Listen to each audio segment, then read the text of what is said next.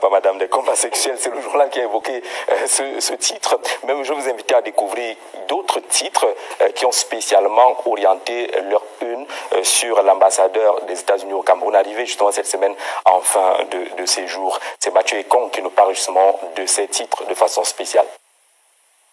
À l'instar de Cameroun Tribune, bon nombre de journaux qui ont abordé le sujet ce 15 juillet ont choisi de le faire sous la forme d'un compte rendu de l'audience d'adieu accordée par le président de la République hier 14 juillet à l'ambassadeur sortant des États-Unis. Des adieux présentés par la République Presse comme une échappée belle du diplomate américain dont le bilan de séjour au Cameroun lui vaut de la part de la presse locale des portraits plutôt peu flatteurs. On se souvient qu'au lendemain de l'annonce de son départ, le journal Le Quotidien, s'inscrivant dans le même sillage que son confrère La République Presse, présentait son Excellence Peter Henry Baldwin comme le diplomate pyromane pour l'un et l'ambassadeur du chaos pour l'autre.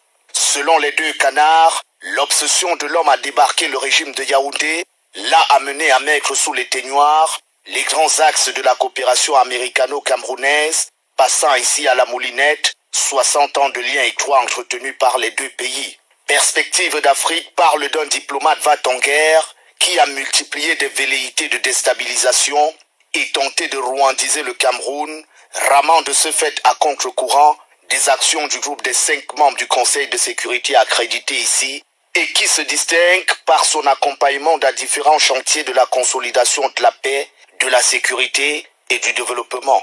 Sorti de la même approche comparative, Réalité Plus exprime sa gratitude au Seigneur qui, par ce départ, soulage Yaoundé d'une personnalité au sang chaud qui s'est illustrée par plusieurs activités dangereuses.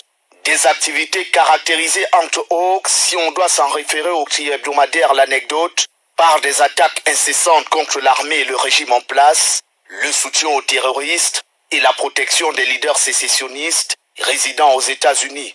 Et le journal, au terme du constat de ce qu'il qualifie de déconstruction des acquis d'une coopération, jadis fructueuse entre deux partenaires stratégiques, de conclure: Peter Henry Baldwin, au revoir et à jamais.